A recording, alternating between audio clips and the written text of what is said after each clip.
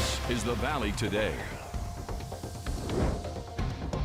Local breaking news this morning involving a large police presence in the Jefferson neighborhood of South Fargo overnight. Several squad cars were in the area from Main and 16th Street to about 5 blocks down toward 4th Avenue and 15th Street south around midnight. One viewer told us that she saw a road near her home was blocked by police. Police logs indicate there was a search for a wanted person in that area at that time. We are waiting to hear more from Fargo PD. Stay with us right here on the Valley Today on the VNL News app for the latest on this local breaking news. Police came up empty during a new search for a Grand Forks woman that has been missing for 26 years. Christine Nickel hasn't been seen since 1996.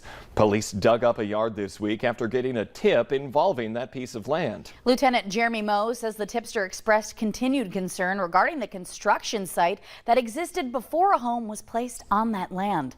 Police brought in cadaver dogs that indicated there could have been human remains on the property, but nothing was found.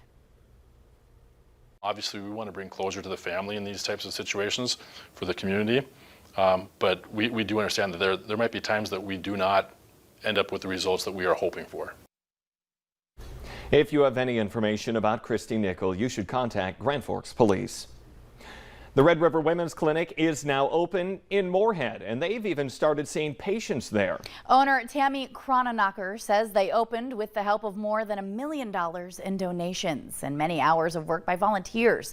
The clinic moved to the secured location to offer abortion services in the FM area ahead of North Dakota's trigger law kicking in August 26th, which will make abortions illegal. That ban is tied to the Supreme Court's overturning of Roe versus Wade.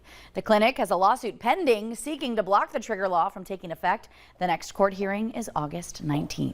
And some community members are planning to pray outside of that new Moorhead clinic today. Pro-Life Action Ministries is also holding a rally on Friday, August 19th. That will be at 7 in the evening at 1020 Center Avenue in Moorhead.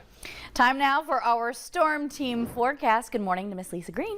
Good morning. Today we are tracking showers, even some potential thunder shower activity that's popping up right now down in our southwestern viewing area. So you can see that we also have cloud cover overhead for many places in the southern valley, basically going from Devil's Lake through southeastern North Dakota and into Lakes Country. There may be a couple of sprinkles down in Lakes Country as well. But it's this area here over in the Ellendale region and then farther west from there where we have some lightning and thunder going on. But this is new development over the last half hour. You can see some heavier showers going on. I do have our lightning detection on here and we are looking for that. Not seeing any lightning popping up at the moment. But if you're trying to travel around Ellendale north from there along Highway 11 in Dickey County, you may be running into a little downpour going through here, especially in those areas of oranges and reds. So this has been developing and filling in, and we may see some lightning start to develop as well as this system or this little area of rain continues to pop up. The other concern is a little bit of fog in those places that have some clear skies. That's up in the north and east. Hallock now reporting fog and visibility that's down to less than 2 miles there. Not too bad, but this is again just starting up for you, so you may be experiencing some denser fog over time. But we're also watching that sun come up, and that sun's going to help to warm us up a little bit here and scatter out that fog in those areas that are experiencing it. About a 20-degree temperature range going on in the valley right now. Where we're clear, we're at 46 degrees in Bemidji. Where we've been under clouds, we're at 66 degrees in Fergus Falls, and everyone else in between that. We're at 60 in Fargo, 52 in Grand Forks. Let's take a look at our planner for Fargo. Expect temperatures to get into those upper 70s, near 80 for some here today. We'll see more partly cloudy skies in the morning, but then the clouds really do fill in more and more as the day goes on, with increasing chances for rain too, especially late tonight. And that's when we may get some thunderstorm activity developing yet again. So a lot of change happening here over the next 24 hours. We'll be talking about that in your hour-by-hour planner to come. With a full moon as the cherry on top. Yes. Hopefully we can see it. I'm hoping so too, but I have a feeling the clouds are going to obscure it a little bit. It's also the peak of the Perseid meteor shower today and tomorrow. So kind of bad timing here of seeing these clouds. We'll have some opportunity to take those in here. It's not going to be just one night. We have several nights ahead where we're looking at those meteors being potentially seen. So we'll get into that a little bit more this morning to give you a little consolation prize to what will be a Or you could say a constellation prize. Ooh. Ah, there we are. right. Okay, that was cringy. Lisa, thank you very much this morning. It is now 6:05. Moorhead School Board members are meeting in a special session tonight to work through the district's change-up on school bus routes. They can't find enough drivers, so they are getting rid of some routes. And that's going to force a lot of families to change the way kids get to and from school. One of those changes means that students living within 2 miles of Horizon Middle School, Moorhead High School, and the Career Academy will have to find their own way to class each day because they won't have access to buses. The district says that change will free up at least 8 routes. There are also some safety concerns about this change. District officials said they are looking at ways to make intersections safer for new walkers and bikers.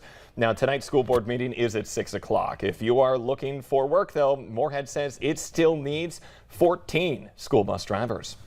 Fargo Public Schools also needs help. They're offering bonuses and new pay structures for substitute teachers this coming year in hopes of attracting a few more workers. Subs with a 2-year interim license will receive $130 a day. Those with a regular teaching license will get $150 a day. Retired teachers and substitutes will be paid the rate they retired at, while teachers from other districts will be paid $200 per day.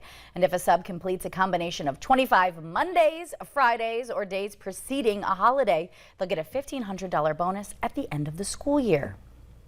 Crookston's bond issue for a new sports facility failed by just 9 votes Tuesday, and the district says they'll probably try again next year. The bond issue would have allowed the school district to spend $4 million for new artificial turf, track lanes, and seating for more than 750 people. The school superintendent says they hope to do a better job of educating voters the next time around. Some neighbors are frustrated over what they say is the city of Dilworth's lack of progress in dealing with a rundown home. It's on First Avenue Southeast, and people say there is a hole in the roof there, numerous full trash cans out back, and garbage that is even stuffed inside the building. A notice on the door indicates the house was declared a dangerous structure back in 2019. The city just doesn't want to do a thing about it, but it's been going on forever. There's animals coming in and out of the roof, and there's a cat living over there. There's garbage everywhere, and there's people in between the buildings and stuff like that. So it's time for something to be done. Now, they do say that they want the property owners to take care of it, but they are keeping all options on the table for the city. Police in the FM Metro are warning people about a spike in opioid-related overdoses. Between August 6th and the 8th, they received 4 separate calls for unresponsive people, which resulted in 3 deaths. They say warning signs of an overdose include unresponsiveness, labored breathing, and gray or blue fingertips. If you see anyone experiencing this, police say call 911 and, if you can, administer Narcan to reverse those effects.